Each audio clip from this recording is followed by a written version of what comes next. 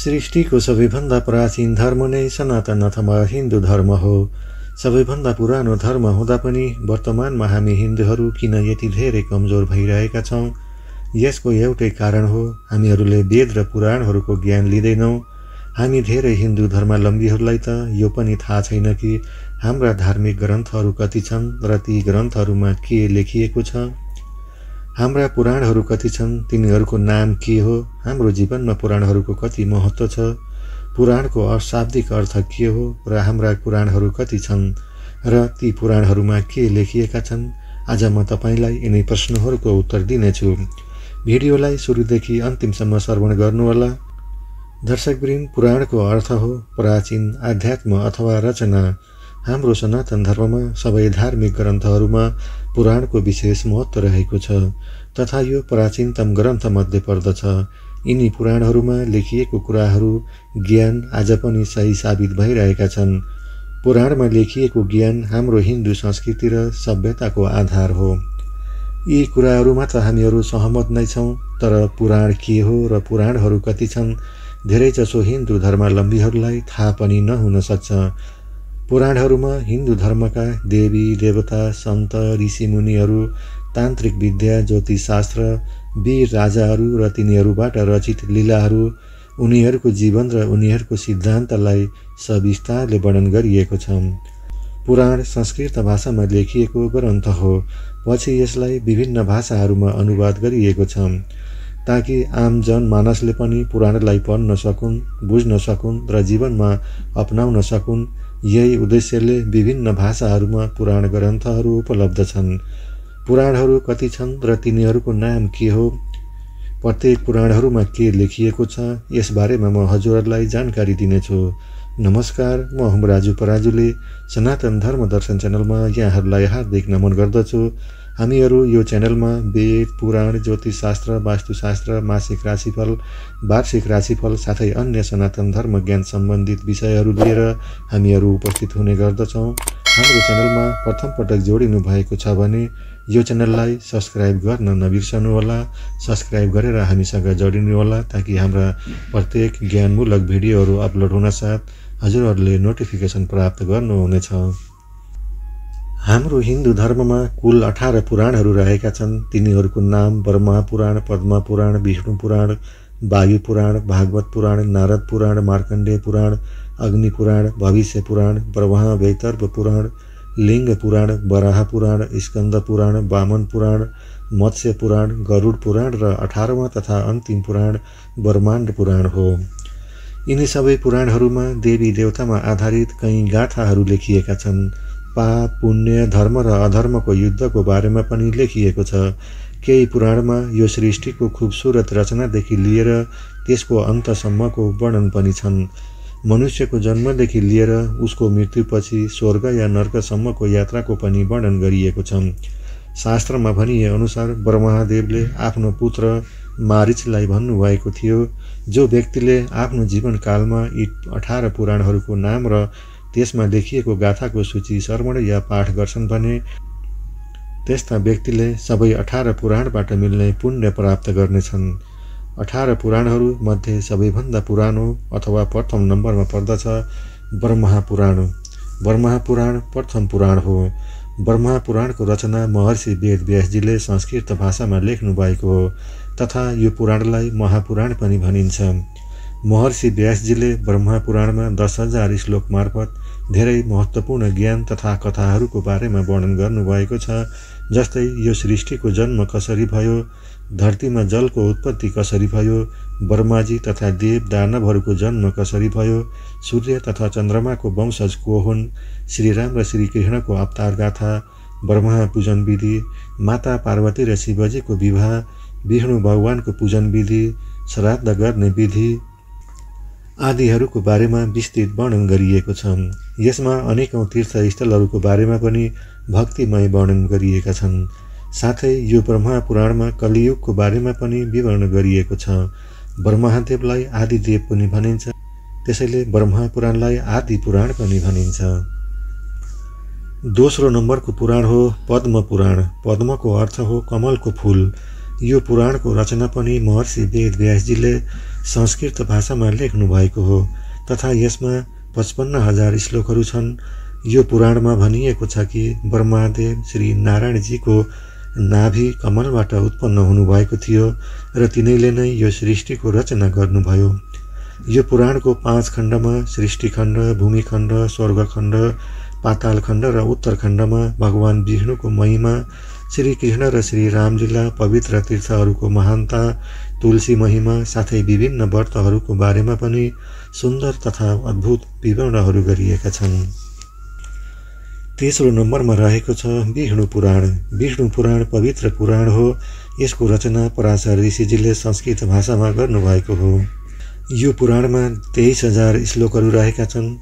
23,000 श्लोकहरूको माध्यमबाट भगवान विष्णुजीको महिमाको अद्भुत विवरण गरिएको छ। यो पुराणमा देवी देवताहरूको उत्पत्ति, भक्त प्रह्लादको कथा, समुद्र मन्थन, राज ऋषिहरू, देव ऋषिहरूको चरित्रको बारेमा विस्तारले वर्णन गरिएको छ। साथै यसमा श्री कृष्ण र राम कथाको पनि उल्लेख छ। साथै यो विष्णु पुराणमा ब्रह्माण्डको उत्पत्ति, ग्रह, नक्षत्र, पृथ्वी, ज्योतिष, आश्रम व्यवस्था, गृहस्थ, धर्म, वेदका शाखाहरू, श्राद्ध, तिथि, विष्णु भगवान र लक्ष्मी माताको महिमा आदिको पनि वर्णन गरिएको छ। चौथो नम्बरमा रहेको छ वायु पुराण। वायु पुराणको रचना श्री वेदव्यासजीले गर्नुभएको हो। यो पुराणमा 112 अध्याय र 2 खण्ड र 11,000 श्लोकहरू रहेका छन्। वायु पुराणमा भूगोल, खगोल, युग, सृष्टि, कर्म, तीर्थ, श्राद्ध, पितृहरू, ऋषिवंश, राजवंश, सङ्गीत शास्त्र, वेदका शाखाहरू तथा शिवभक्ति आदिको विस्तारले वर्णन गरिएको छ। यसमा शिवजीको पूजन विधि र उहाँको महिमाको पनि विस्तृत वर्णन गरिएको छ। साथै यो पुराणमा नदी, पर्वत, द्वीप तथा लङ्काको बारेमा पनि लेखिएको छ। साथै वरुण वंश, चन्द्रवंश आदिको पनि सुन्दर विवरण दिएको छ। 5औं नम्बरमा रहेको छ भागवत पुराण। यो पुराणलाई भागवत तथा श्रीमद् भागवतम पुराणको नामले पनि चिनिन्छ। यो पुराणको रचना पनि महर्षि वेदव्यासजीले नै गर्नुभएको हो। यो पुराणमा 12 स्कन्द तथा 18,000 श्लोकहरू रहेका छन्। भनिन्छ यो पुराणले आत्माको मुक्तिको मार्गदर्शन गर्छ। यो पुराणको मुख्य बिन्दु प्रेम र भाव भक्ति रहेको छ। यसमा श्री कृष्णलाई भगवानको रूपमा वर्णन गरिएको छ। साथै श्री कृष्णको जन्म र प्रेम लीलाहरूको बारेमा विस्तारपूर्वक वर्णन गरिएको छ। यसमा पाण्डव र कौरवको बीच भएको महाभारत युद्ध तथा उसमा श्री कृष्णको भूमिकाको बारेमा पनि वर्णन गरिएको छ। साथै श्री कृष्णले कसरी देह त्याग्नुभयो र कसरी द्वारिका नगरी जलमग्न भयो र कसरी समस्त यदुवंशहरूको नाश भयो यसको बारेमा पनि सविस्तारले वर्णन गरिएको छ। 6औं नम्बरको पुराण हो नारद पुराण। नारद पुराणलाई नारदीय पुराण पनि भनिन्छ कि यो वैसर्ग पुराण स्वयं नारद मुनिले भनेको कुरालाई महर्षि वेदव्यासजीले संस्कृत भाषामा लेख्नु भएको हो। यो पुराणमा शिक्षा, ज्योतिष, व्याकरण, गणित र ईश्वरको उपासनाको विधि सविस्तारले बताइएको छ। यो पुराणमा 25,000 श्लोकहरू रहेका छन्। यो पुराणको 2 भाग रहेका छन्। प्रथम भागमा ब्रह्माण्डको उत्पत्ति र विनाश तथा मन्त्रहरू, गणेश पूजन तथा अन्य पूजन विधिहरू, हवन र ज्ञानको साथै महिनामा पर्ने व्रत र विधिहरूको बारेमा पनि बताइएको छ। दोस्रो भागमा विष्णु भगवानको अवतारसँग सम्बन्धित कथाहरूको वर्णन गरिएको छ तथा यसमा कलियुगमा हुने सबै खाले परिवर्तनहरूको बारेमा पनि वर्णन गरिएको छ। 7औं नम्बरमा रहेको छ मार्कण्डेय पुराण। यो पुराणमा 137 अध्याय र 9,000 श्लोकहरू रहेका छन्। यो पुराण अरू पुराणभन्दा आकारमा अलि सानो साइजको पुराण हो। महर्षि मार्कण्डेयद्वारा रचित यो पुराणमा दुर्गा चरित्रको विवरणमा आधारित छ।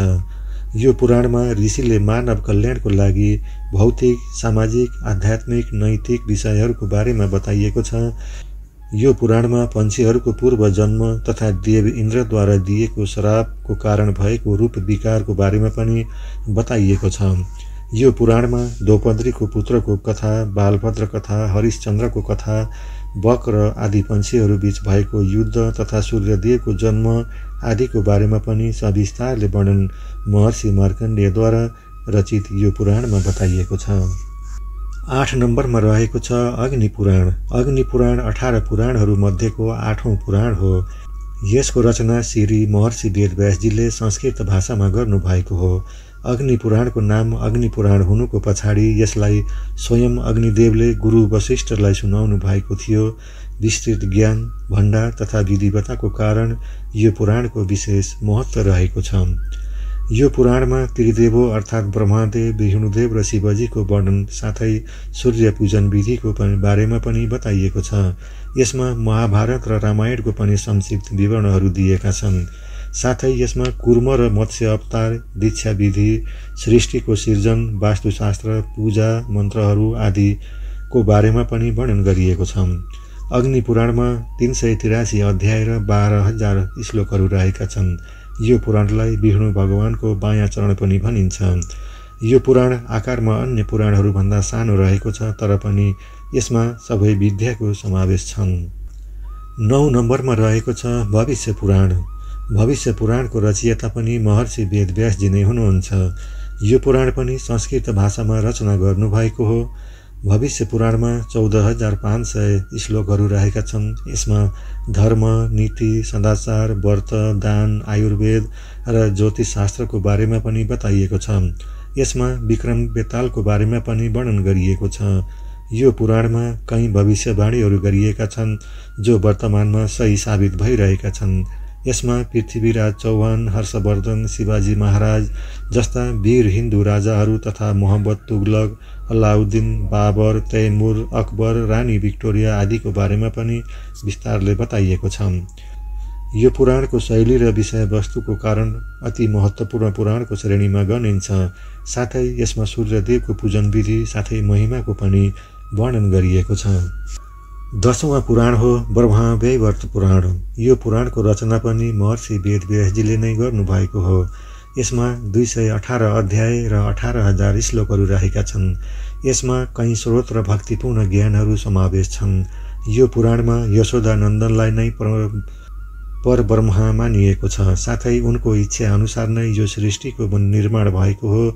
यसमा यो पनि भनिएको छ कि श्रीकृष्णले नै शिवजी, विष्णुजी, ब्रह्मदेव र समस्त प्रकृतिको जन्म भयो तथा धरतीमा समस्त जीवहरूको उत्पत्ति कसरी भयो, कसरी सृष्टिको निर्माण, ब्रह्माजीले धरती, जल र वायुमा अनगिन्त जीवहरूको जन्म र तिनीहरूको पालन पोषणको व्यवस्था कसरी गरियो, यसबारेमा सविस्तारले वर्णन गरिएको छ।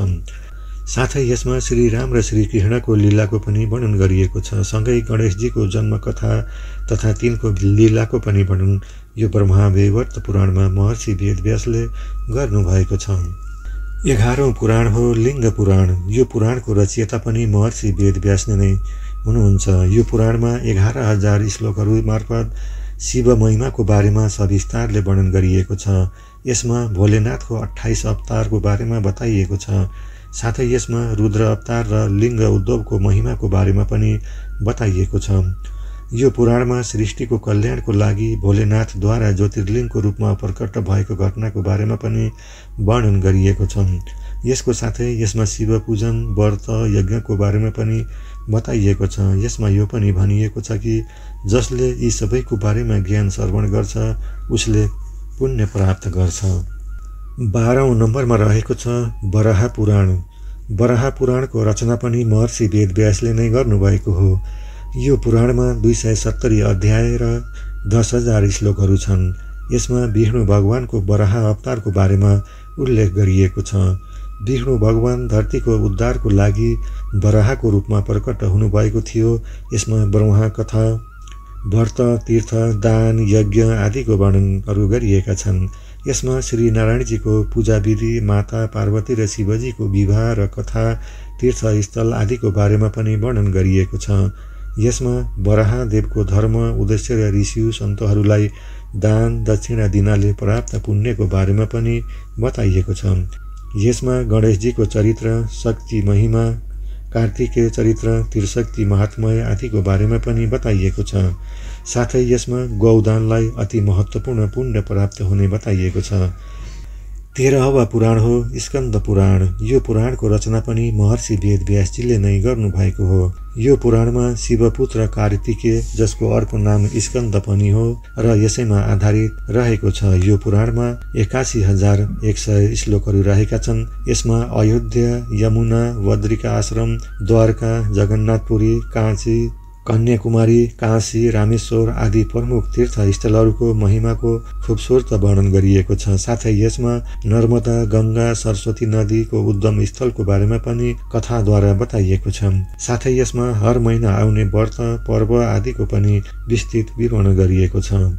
यसमा धर्म, योग, सदाचार, भक्ति र ज्ञानको बारेमा सुन्दर विवेचन गरिएको छ। यसमा कई महान सन्त तथा माता पार्वतीको विवाह तथा कार्तिकेयको जन्म कथाको मनोरम वर्णन पनि गरिएको छ। 14वां नम्बरको पुराण हो वामन पुराण। वामन पुराणको रचना पनि महर्षि वेदव्यासले नै गर्नुभएको हो। यो पुराणमा भगवान विष्णुको वामन अवतारको बारेमा 10,000 श्लोकहरूको माध्यमले वर्णन गरिएको छ, जसमा शिवलिङ्गको पूजा विधि, शिवजी र माता पार्वतीको विवाह, गणेश पूजन विधि आदिको बारेमा पनि वर्णन गरिएको छ। यसमा भगवती, दुर्गा, नारायणदेव तथा उनको परम भक्त प्रहलाद र सुदामाको बारेमा सुन्दर कथाहरू छन्। साथै यसमा कई व्रतहरू, नियमहरू र स्तोत्रको पनि उल्लेख गरिएको छ। 15वां पुराण हो कुर्म पुराण। कुर्म पुराणको रचना पनि महर्षि वेदव्यासले नै गर्नुभएको हो।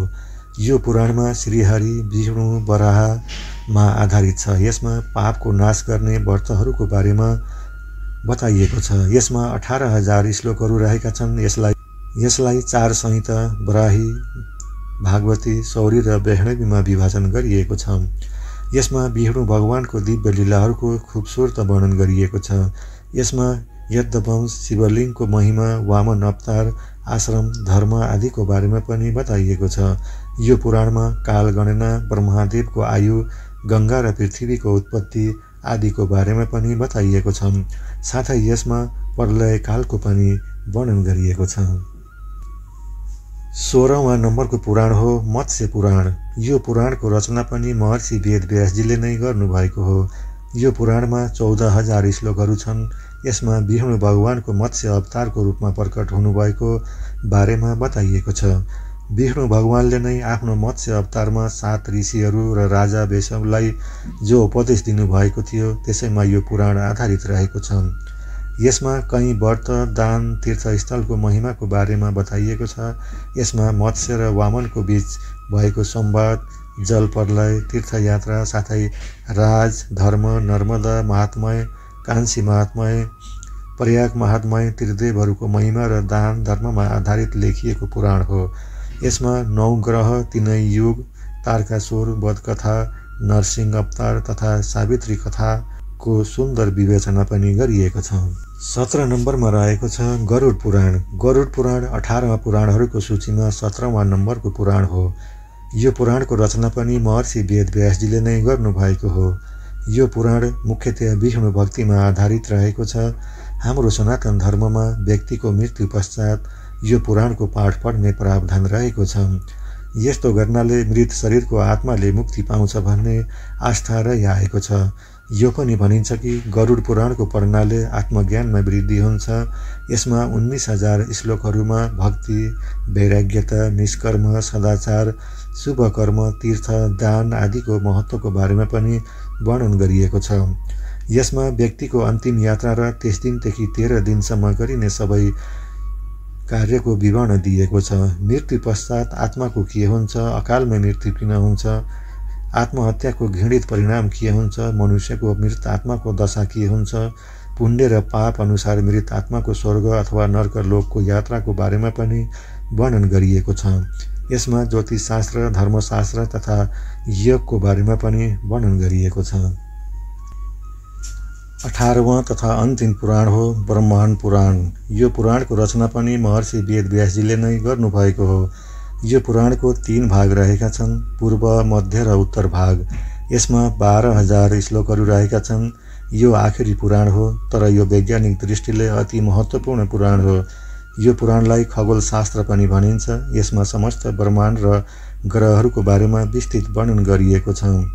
यसमा चन्द्रवंशी र सूर्यवंशी राजाहरूको बारेमा बताइएको छ। जहिलेदेखि सृष्टिको जन्म भयो आजसम्म 7 काल बितिसकेका छन्। यी सबै 7 कालहरूको बारेमा ब्रह्माण्ड पुराणमा वर्णन गरिएको छ। यसमा परशुराम कथाको पनि उल्लेख गरिएको छ।